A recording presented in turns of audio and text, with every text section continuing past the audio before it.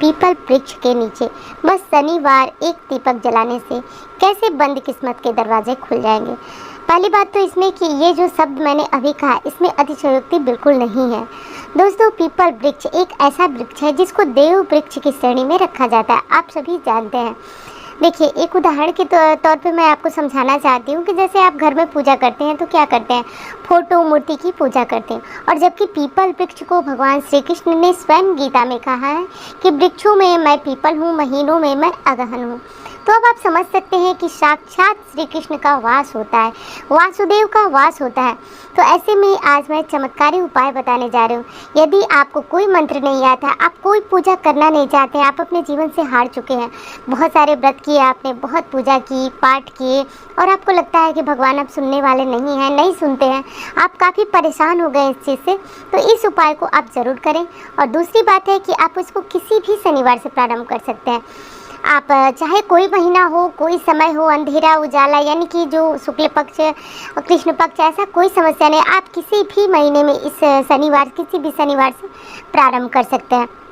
तो मेरे कहने का एक स्पष्ट शब्दों में यह अर्थ था कि यदि आप लेकिन ये अवश्य पता है कि यदि आप पीपल वृक्ष के नीचे दीपक जलाते हैं, शनिवार के दिन यदि पीपल वृक्ष का स्पर्श मात्र करते हैं, तो निश्चित रूप से यकीन मानिए आप नारायण और माँ लक्ष्मी का स्पर्श कर रहे हैं। इसमें दो राय बिल्कुल नहीं है। आप सभी जानते हैं गीता में लिखी हुई बात अक्षरशः सत्य होती है, वो बिल्कुल भी झूठी नहीं होती है। तो अब मैं बताने जा रही हूँ कि शनिवार के दिन जब आप पहले से भी पूजा कर रहे होंगे, मुझे पता है, तो कौन सी गलतियां आप करते हैं, एक बार इस चीज़ पे भी ध्यान दीजिए। देखिए, शनिवार के दिन जब आप पूजा करते हैं तो अवश्य ये चीज़ सत्य है कि आप शनिदेव की पूजा भी करते ही करते हैं, और करना भी चाहिए। शनिदेव न्याय के देवता तो है ही, लेकिन जब वो परेशानियों में आपके साथ न्याय करते हैं, तो उस न्याय के समय जब आपके साथ न्याय हो रहा होता है, आप दंड भुगत रहे होंगे, तो एक चीज़ आपके साथ और होती है, उस न्याय से आप जो है कि बहुत आगे के लिए तैयार होते हैं, यानी कि दुखों में तप करके ही आप बिल्कुल सोने की तरह खड़े हो जाते हैं, यानी कि आपके आगे का रास्ता जो है वो आपको बिल्कुल साफ दिखने लगता है। तो कभी भी शनि की ढैया हो, साढ़े साती हो, बिल्कुल डरे नहीं। और मैं तो कह रही हूँ कि जिनकी ढैया साढ़े साती नहीं चल रही है वो भी इस चीज़ को माने। शनिदेव क्या करते हैं, सबसे पहले तो ये समझ लीजिए, शनिदेव वही करते हैं जो आपने अपने समय में दूसरों का ध्यान नहीं दिया, मजदूरों के पैसे को मारे, और किसी जो निरीह जीव थे उनको कष्ट पहुँचाया, कोई ऐसा असहाय था जो आपके भरोसे था, आपने उसको धोखे में रखा, बहुत सारी समस्याएं, किसी का पैसा वगैरह मारना तो आपने अपने समय में कर लिया।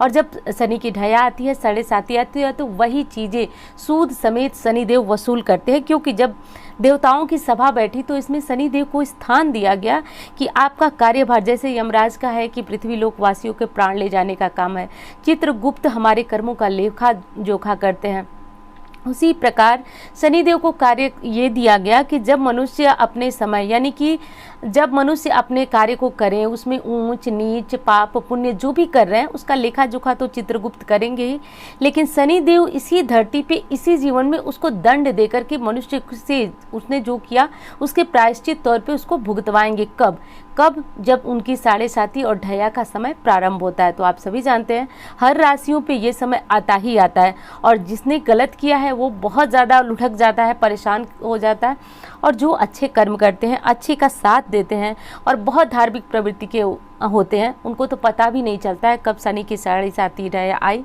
और चली गई। खैर, यदि आपसे भूल बस कोई गलती हुई है, कुछ भी हुआ है, तो आप बिल्कुल परेशान ना हो, क्योंकि वो समय तो जा चुका है। आगे से आपको इस चीज़ का ध्यान रखना है कि धार्मिक प्रवृत्ति का होना, इसमें कोई शर्माने संकोच वाली बात नहीं है। धार्मिक प्रवृत्ति का होना बल्कि एक गौरव की बात है कि आप धार्मिक प्रवृत्ति के हैं, किसी के पैसे को नहीं मारते हैं, किसी को तकलीफ नहीं पहुँचाते हैं, बस मेरी बात ये समझिए। तो मैं कह रही थी कि धार्मिक प्रवृत्ति के हैं आप, और जब आपकी शनि की ढैया साढ़े साती चल रही है तो भी आप निराश ना हो। और उसके बाद अब करना यह है दोस्तों कि आपको शनिवार के दिन, देखिए शनिवार के दिन पहला काम तो यह है कि यदि आप सुबह पीपल वृक्ष के पास जाते हैं और शाम को नहीं जाते हैं, शाम को जाते हैं, सुबह नहीं जाते हैं, तो भी आपकी पूजा पूर्ण नहीं होती है, क्योंकि शनिवार पीपल पूजा का एक अपना अलग ही नियम है। क्या नियम है कि आपको सुबह जाना है, 1 लोटा दीपक जलाए, 1 लोटा जल चढ़ाना है। जल चढ़ाते समय लोटे का थोड़ा ध्यान दीजिएगा। संभव हो तो आप जो लोहे का लोटा आता है वो ले लें, लेकिन लोहे का लोटा थोड़ा बाजार में मिल पाना मुश्किल है। यदि आपको मिल जाए तो ले लीजिएगा, और नहीं तो स्टील के लोटे से भी आप जल चढ़ा सकते हैं, क्योंकि स्टील में भी लोहे का अंश होता है, तो आप उससे जल चढ़ाएं। कभी भी तांबे का लोटा लेकर के पीपल की पूजा बिल्कुल ना करें, क्योंकि यदि आप तांबे के लोटे से पूजा करते हैं तो कारण क्यों मैं कह रही हूँ आप कुछ लोग समझ भी रहे होंगे। तांबा जो है वो सूर्य की धातु है, और आप जानते हैं सूर्य और शनि में कभी बनी ही नहीं। और जब आप सूर्य की धातु लेकर के पीपल की पूजा करने जाते हैं, शनि की पूजा करने जाते हैं, तो भले ही आपने लक्ष्मी प्राप्ति के लिए ये पूजा की है, किसी और ने कष्ट को दूर करने के लिए पूजा किया, लेकिन आपकी पूजा पूर्ण नहीं हो पाती है, क्योंकि आपने इस चीज़ का ध्यान जरूर रखना है कि आप चाहे तो लोहे का, चाहे स्टील का, और कुछ भी नहीं है आपके पास तो पीतल का लोटा सभी घरों में होता ही होता है पूजा का, तो आप वो ले लें, लेकिन भूलकर तांबे के लोटे का प्रयोग बिल्कुल ना करें।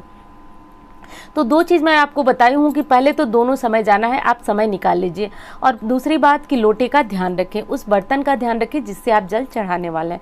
अब अगली चीज़ देखिए, बहुत लोग कमेंट में पूछते हैं कि दीदी हमारे घर में के गमले में पीपल है और हम वहाँ पूजा कर सकते हैं। आप कर सकते हैं, लेकिन जो उपाय मैं बताने जा रही हूँ विशेषकर जो है वह लाभ करता है बड़े, यानी कि थोड़ा पुराना पेड़ हो और वो मंदिर के सामने हो, मंदिर के आसपास हो, तो ज़्यादा लाभ देता है। तो आप देख लीजिए कि आपको यदि कोई बहुत बड़ी परेशानी है और नहीं आपको निकल पा रहे हैं, उससे बहुत ज़्यादा परेशान है, तो आप कोई ऐसा पेड़ चुने जो कि थोड़ा पुराना है, क्योंकि शास्त्र अनुसार कहा जाता है कि थोड़ा सा पुराना पेड़ जब होता है तो उसमें अत्यधिक शक्तियाँ जागृत होती हैं, बस यही बात है। तो आप कोशिश करें थोड़े से पुराने पेड़ के पास ही जाकर के जल और पूजा जो विधि मैं बताने जा रही हूँ वो करें। एक चीज़ बता दूँ मैं दोस्तों, अभी आपसे बोलते हुए मुझे याद आया कि अभी आज ही एक फ़ोन आया था मेरे पास। उन्होंने कहा कि आप मेरे लिए जो है भगवान है, गुरु है, जो कहिए, क्योंकि आपके बताए हुए रास्ते से मेरा जीवन बहुत अच्छी तरह से चला। एक चीज़ मैं बता दूं, मैं ना तो बिल्कुल भगवान हूं और ना ही किसी की मतलब ऐसी कुछ मैं अपने आप को समझती नहीं हूँ। हाँ, एक कोशिश करती हूँ कि मैं अपने ज्ञान अनुसार भोलेनाथ की कृपा से जो भी आपको आ रहा है वो प्रदान करने की कोशिश करती हूँ। और ये तो मैं कह रही थी कि अब आपको करना यह है कि शनिवार के दिन आपको लोटा लेकर के जल देना है। देखिए ध्यान देना है आपको कि लोटा लेकर के जब आपको जाना है तो एक चीज़ का प्रश्न बहुत आता है कि आप जो है कब जल दे, ये नहीं बताती है। मैं हमेशा आपको ये बताती हूँ कि जब आप जल देने जाएं, शनि के लिए कोई कष्ट है, शनि से जुड़ा हुआ कोई तकलीफ़ है, तो आप थोड़ा सा अंधेरा रहे, सूर्य ना निकले तो जाए। बाकी यदि आप लक्ष्मी प्राप्ति के लिए कर रहे हैं, किसी बीमारी के लिए कर रहे हैं, किसी मनोकामना पूर्ति के लिए कर रहे हैं, तो अब आपको जाना है थोड़ा सा 8 बजे तक भी आप जा सकते हैं। यदि आप किसी बीमारी के लिए और किसी कामना के लिए कर रहे हैं तो आप वहां 8 बजे तक जा सकते हैं। तो आपको सिर्फ साधारण सा 1 लोटा जल ले जाना है। यदि आप शनि के लिए कर रहे हैं तो आप जानते हैं काले तिल और चावल डालें, और यदि आप किसी अन्य चीज़ के लिए कर रहे हैं तो आपको सिर्फ मीठे में चीनी भी डाल सकते हैं, गुड़ भी डाल सकते हैं, कुछ भी डालें और चढ़ा दें। और निश्चित रूप से आपको ऐसा करते हुए सिर्फ 11 शनिवार होगा, आप देखेंगे कि कितना सकारात्मक बदलाव। यदि कोई मनोकामना है तो वहाँ कहें, और मनोकामना कहते समय लक्ष्मी नारायण के साथ शनि देव का नाम लेना बिल्कुल न भूलें। आप उनसे कहें और इस प्रकार कहें, ध्यान दें, जल देने के बाद आपको ये करना है। प्रार्थना में बहुत शक्ति है, तो आपको करना यह है कि आप वहाँ पे खड़े हो जाए, आंख बंद करके। कोई आमने सामने आपको देख रहा है बिल्कुल भी चिंता ना करें, आप बस ये देखें कि आप भगवान को देख रहे हैं। क्योंकि पीपल वृक्ष को में मैंने पहले ही कहा कि आपके घर की मूर्ति में भगवान है या नहीं ये मुझे नहीं पता, लेकिन पीपल वृक्ष में है ये मुझे पता है, क्योंकि गीता जैसे जो पुस्तक थी उसमें कहा गया है, और गीता की बात अक्षरशः सत्य होती है। आप भी इस चीज़ को समझ सकते हैं। तो अब आपको सामने कौन है, किनारे कौन है, कुछ भी नहीं देखना है। बस आंखें बंद करके कहते जाइए अपनी परेशानी, बिल्कुल कहते जाइए 5 मिनट 10 मिनट, जब तक आपको अपनी समस्या का निदान, यानी कि जब तक आपका मन शांत न हो जाए। बोलते बोलते कहते कहते भगवान से रोइए, गिड़गिड़ाइए, जो भी आपको लगे, बस प्रार्थना करते जाइए। दोस्तों देखेंगे कि 11 शनिवार मात्र ऐसा करने से आपके जीवन में, आपने किसी भी दुविधा में हो, आपका बच्चा नहीं कहना मानता हो, आपका विवाह नहीं हो रहा है, समस्या कोई भी हो सकती है, तो आप इस उपाय को करें। अब शाम की बारी आती है, ध्यान दीजिएगा, प्रार्थना भी ये काम करके आपको करना है। हाँ, दूसरी चीज़ आपको बता दूं कि यदि आपको कोई समस्या नहीं है तो थोड़ा सा गुड़ मिश्री कुछ भी लेते जाएं और पीपल वृक्ष के पास रख दें और थोड़ा सा धूप बत्ती भी लेते जाएं। अब लोग पूछेंगे कि सुबह भी दीपक जला सकते हैं क्या और शाम को? देखिए, विधिवत पूजा करना चाहते हैं तो वो आपकी इच्छा के ऊपर है, आप ले जा करके सुबह भी जलाएं, शाम को भी जलाएं। लेकिन विधिवत पूजा नहीं कर सकते हैं, कोई समस्या नहीं। तो अब आपको जब ये कर लिए तो आपको घड़ी की सीधी दिशा में 7 बार परिक्रमा करनी है, 7 बार। यदि कोई मंत्र नहीं आता है तो राम राम भी बोल सकते हैं, लेकिन परिक्रमा जो है आपको करना है, बिल्कुल श्रद्धा भाव से करना है। और करके 7 बार पैर छूइए और सीधे अपना लोटा लेकर घर निकलिए। और ये हो गई आपकी सुबह की पूजा। अब शाम को आपको क्या करना है कि शाम को आपको कुछ भी नहीं करना है, बस एक दीपक जलाइए, लेकिन दीपक को विशेष तरह से तैयार करना है। किस तरह से तैयार करना है? आपको काला कपड़ा बाजार से ले लेना है। ध्यान रखिएगा, काला कपड़ा जो कि सूती हो, जिसमें दीपक जलाएं तो वो बाती पकड़ सके, और उसकी बाती बना लेनी है। आपको यदि पता हो तो पहले लोग कपड़े की बाती बनाया करते थे, साफ सूती कपड़े की, तो वो कपड़ा यदि आपको मिल सके काला तो ले लें और काले कपड़े की बाती बना करके तैयार कर लें। और एक दीपक सरसों के तेल का बस प्रज्वलित करें और ले जाके पीपल वृक्ष के पास रख दें। और रख करके उसी भांति जैसे ने आपने सुबह प्रार्थना की थी, बस उसी तरह प्रार्थना कीजिए। और मैं कह रही हूँ कि प्रार्थना में इतना डूबिए कि आपको सामने वाला दिखाई न दे, बस आप और भगवान दिखाई दे। आप बस समझिए कि मैं जहाँ खड़ा हूँ वहाँ भगवान है और मेरी तकलीफ सुन रहे हैं।